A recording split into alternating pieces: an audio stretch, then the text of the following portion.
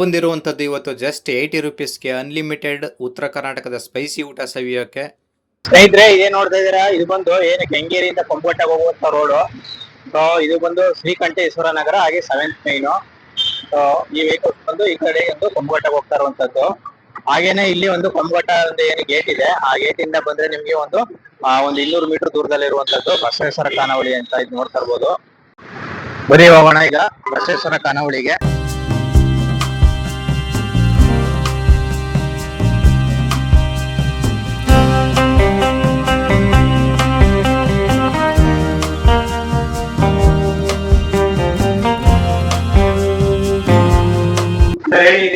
ಇದು ಎಣ್ಣೆಗಾಯಿ ಪಲ್ಯ ಸರ್. ಇದು ಜೋಳದ ರೊಟ್ಟಿ ಮತ್ತು ಚಪಾತಿಗೆ ತುಂಬಾ ಚೆನ್ನಾಗಿರುತ್ತೆ. ನಮ್ ಬಸವೇಶ್ವರ ಖಾನಾವಳಿದು ವಿಶೇಷವಾಗಿರುತ್ತೆ ಇದು ಪಲ್ಯ. ಡೈಲಿ ಮಾಡ್ತೀವಿ ಇದು ಪಲ್ಯ. ಡೈಲಿ ಇದೊಂದು 15ರಿಂದ 20 ಕೆಜಿ ಮಾಡ್ತೀವಿ ಸರ್ ಇದು ಪಲ್ಯ. ಡೈಲಿ ಖಾಲಿ ಆಗ್ಬಿಡುತ್ತೆ. ಅದಾದ್ಮೇಲೆ ಇದ್ರ ಜೊತೆ ಯಾವ್ದಾದ್ರು ಒಂದು ಕಾಳು ಪಲ್ಯ ಇರುತ್ತೆ ಸರ್. ಇದು ಹೆಸರು ಕಾಳು ಪಲ್ಯ. ಇದು ಹೆಸರು ಕಾಳು ಪಲ್ಯನು, ಅದ್ರ ಜೊತೆ ಇದೊಂದು ಕಾಳು ಪಲ್ಯನು ವಿಶೇಷವಾಗಿರುತ್ತೆ ರೊಟ್ಟಿ ಚಪಾತಿ ಜೊತೆ ಊಟ ಮಾಡಕ್ಕೆ. ಇದು ತುಂಬಾ ಚೆನ್ನಾಗಿರುತ್ತೆ. ಇದು 6ರಿಂದ 7 ಕೆಜಿ ಮಾಡ್ತೀವಿ ಸರ್ ಡೈಲಿ. ಇದು ಖಾಲಿ ಆಗ್ಬಿಡುತ್ತೆ. ಮೊದ್ಲಲ್ಲೇ ನಾವು ಸೆಲ್ಫ್ ಸರ್ವಿಸ್ ಮಾಡ್ಕೊಂಡಿದ್ವಿ, ಆಮೇಲೆ ಫ್ಯಾಮಿಲಿ ಕಸ್ಟಮರ್ ಎಲ್ಲ ನೋಡ್ಕೊಂಡು ಆಮೇಲೆ ಕಡೆ ಇವಾಗ ಸರ್ವಿಸ್ ಎಲ್ಲ ಮಾಡಿದ ತಕ್ಷಣ ಫ್ಯಾಮಿಲಿ ಕಸ್ಟಮರ್ಗೆಲ್ಲ ಅಟ್ಯಾಚ್ ಆಗಿ ಒಳ್ಳೆ ಇದು ಮಾಡ್ತಾ ಇದೆ ಸರ್ ಇವಾಗ. ಇದು ಸಾಂಬಾರ್ ಸರ್. ಇದು ಬೇಳೆ ಸಾಂಬಾರು. ಡೈಲಿ ಒಂದೊಂದು ಬೇರೆ ಡೈಲಿ ಒಂದೊಂದು ವೆರೈಟಿ ಸಾಂಬಾರ್ ಕೊಡ್ತೀವಿ ಸರ್. ಒಂದಿನ ಹೋಳಿಗೆ ಸಾರು, ಒಂದಿನ ಇದು ಸೊಪ್ಪು ಸಾರು, ಇನ್ನೊಂದಿನ ಮೂಲಂಗಿ ಸಾರು. ಆ ತರ ಡೈಲಿ ಒಂದೊಂದು ನಮ್ಮ ಉತ್ತರ ಕರ್ನಾಟಕ ಫೇಮಸ್ ಆಗಿ ಖಾರ ಇರೋ ತರ ಒಂದು ಒಳ್ಳೆ ಸಾಂಬಾರ್ ಮಾಡ್ತೀವಿ ಸರ್ ಇದು. ಹಾಗೇನೆ ಇದು ಬಂದು ಒಂದು ಊಟ ಆಗ್ತಾ ಇರುವಂತದ್ದು. ಈ ಊಟ ಬಂದು 80 ರುಪೀಸ್ ತಗೊಳ್ತಾರೆ. ಆ ಊಟಕ್ಕೆ ಬಂದು ನಿಮಗೆ ಇವನು ಸೌತೆಕಾಯಿ ಇರ್ಬೋದು ಸೈಡ್ಸ್ ಆಗಿ, ಮತ್ತೆ ಒಂದು ಆನಿಯನ್ ಕೊಡ್ತಾರೆ, ಹಾಗೇನೆ ಒಂದು ಬೋಂಡ ಇರ್ಬೋದು, ಎಲ್ಲವನ್ನು ಇವರು ಒಂದು ಸೈಡ್ಸ್ ಆಗಿ ಕೊಡುವಂಥದ್ದು. ನೀವೇನಾದರೂ ಒಬ್ಬಟ್ಟು ಊಟ ತಗೋಬೇಕು ಅಂತಂದರೆ ಅದು ಒಂದು 100 ರುಪೀಸ್ ಆಗುತ್ತೆ. ಹಾಗೆಯೇ 80 ರುಪೀಸ್ ಊಟಕ್ಕೆ ಈ ಥರ ಒಂದು ಹೆಸರು ಕಾಳು ಪಲ್ಯ ಮತ್ತು ಎಣ್ಣೆಗಾಯಿ ಇರ್ಬೋದು, ಹಾಗೆ ಇವೆಲ್ಲವನ್ನು ಕೂಡ ಇವರು ಅನ್ಲಿಮಿಟೆಡ್ ಆಗಿ ಕೊಡುವಂಥದ್ದು.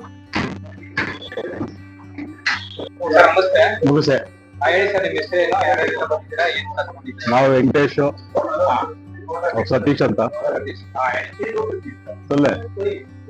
ಸುಬ್ರಹ್ಮಣಿ. ನಾ ಇಲ್ಲಿ ಮೂರನೇ ಟೈಮ್ ಬರ್ತಾ ಇರೋದು. ಊಟ ತುಂಬಾ ಚೆನ್ನಾಗಿದೆ, ಹೈಜೀನ್ ಆಗಿದೆ. ಜೋಳದ ರೊಟ್ಟಿ, ಹೋಳ್ಗೆ ಎಲ್ಲ ಚೆನ್ನಾಗಿದೆ. ಹೊಟ್ಟೆ ತುಂಬಾ ಊಟ ಆಗುತ್ತೆ, ಅನ್ಲಿಮಿಟೆಡ್. ಯಾರ ಈ ಕಡೆ ಬಂದಾಗ ಎಲ್ಲ ಬಂದು ಊಟ ಮಾಡ್ಕೊಂಡು ಹೋಗ್ಬೋದು. ಚೆನ್ನಾಗಿದೆ ಊಟ ಎಲ್ಲ ಚೆನ್ನಾಗಿದೆ, ಫಸ್ಟ್ ಕ್ಲಾಸ್ ಆಗಿ.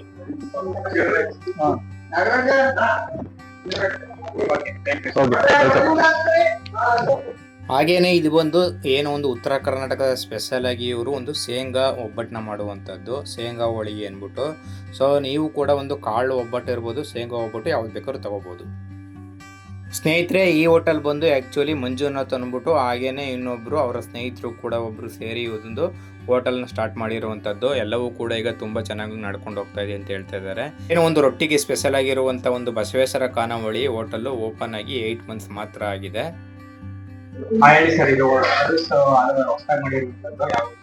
ಒಂದು 2ರಿಂದ 2.5 ತಿಂಗಳ ಸರ್ವಿಸ್ ಅಲ್ಲಿ ಮಾಡ್ಕೊಂಡು, ಮೊದ್ಲಲ್ಲಿ ಸೆಲ್ಫ್ ಸರ್ವಿಸ್ ಇಂದ ಫ್ಯಾಮಿಲಿ ಕಸ್ಟಮರ್ ಗೆ ಡಿಸ್ಟರ್ಬೆನ್ಸ್ ಆಗುತ್ತೆ, ಸ್ಯಾಟಿಸ್ಫ್ಯಾಕ್ಷನ್ ಆಗಲ್ಲ ಅಂತ ಹೇಳಿ ಜಾಸ್ತಿ ಹೆಚ್ಚಾನ ಜನ ಅಡಿಗೆ ರುಚಿ ನೋಡ್ಕೊಂಡು ಇಲ್ಲಿ ಬರ್ತಾ ಇದ್ರಲ್ಲ.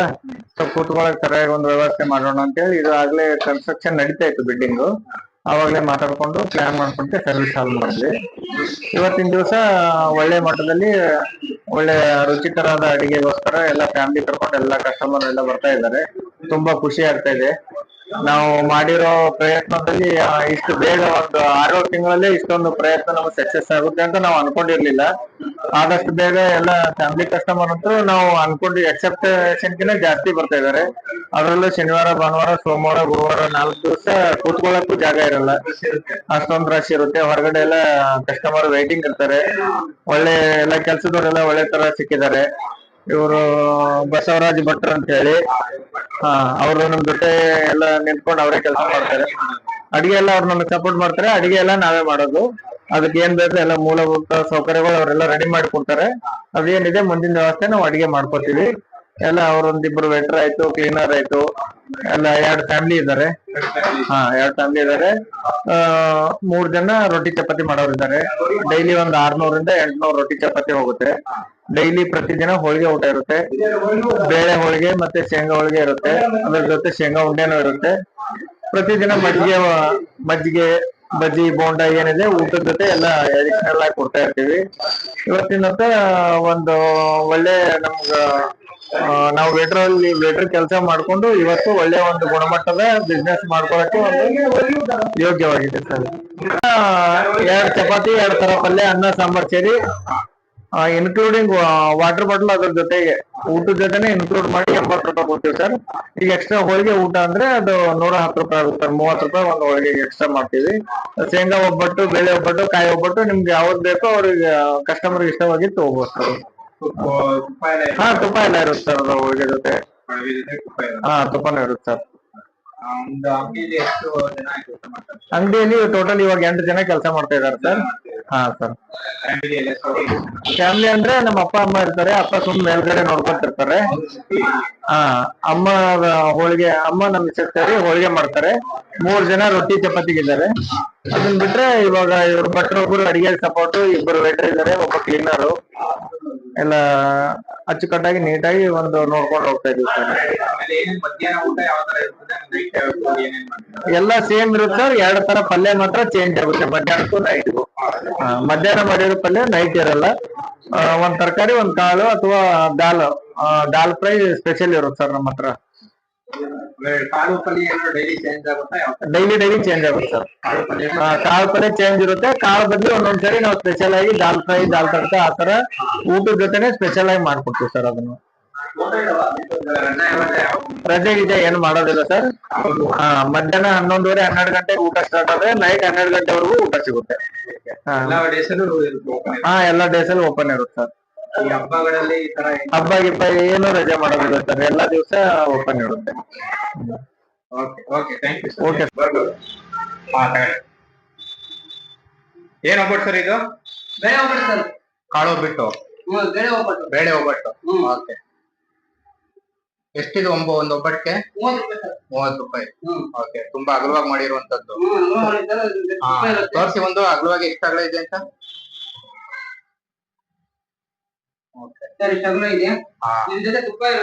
ತುಪ್ಪ ಇರುತ್ತೆ.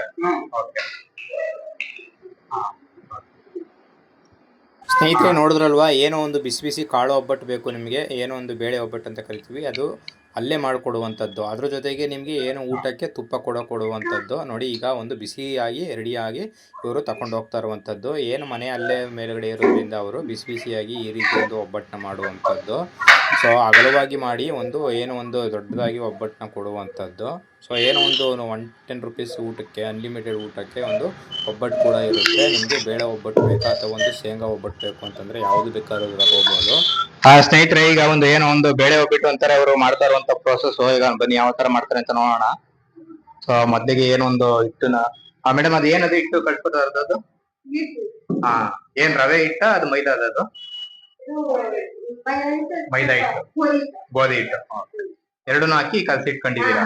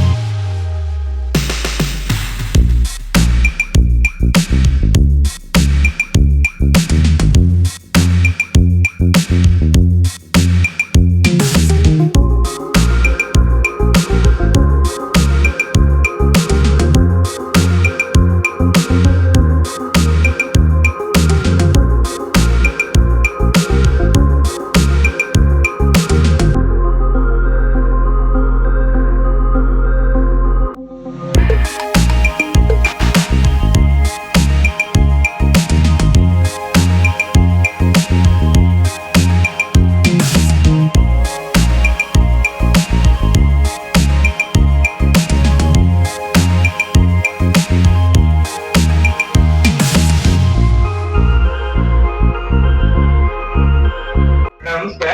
ಹಾ ನಮಸ್ತೆ ಹೇಳಿ. ಹೇಳಿ ಮೇಡಮ್, ಏನ್ ಮಾಡ್ತಾರೆ? ಜೋಳದ ರೊಟ್ಟಿ ಮಾಡ್ತಾ ಇರೋದು.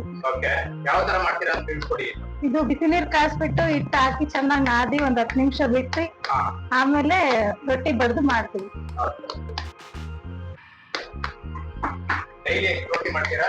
ಒಂದ್ 500 ರಿಂದ 600 ಆಗುತ್ತೆ. 500 ರಿಂದ 600 ಮಾಡ್ತೀರಾ? ಎಲ್ಲ ಖಾಲಿ ಆಗುತ್ತೆ? ಹಾ ಎಲ್ಲ ಖಾಲಿ ಆಗುತ್ತೆ. ಈ ಜೋಳದ ರೊಟ್ಟಿ ಎಲ್ಲ ಎಲ್ಲಿ ತರಿಸ್ತೀರಾ ನೀವು? ಊರಿಂದ ಗುಲ್ಬರ್ಗದಿಂದ ತರಿಸ್ತೀವಿ. ಗುಲ್ಬರ್ಗದಿಂದ ಬರ್ತದೆ. ಹಾ ಓಕೆ ಮೇಡಮ್.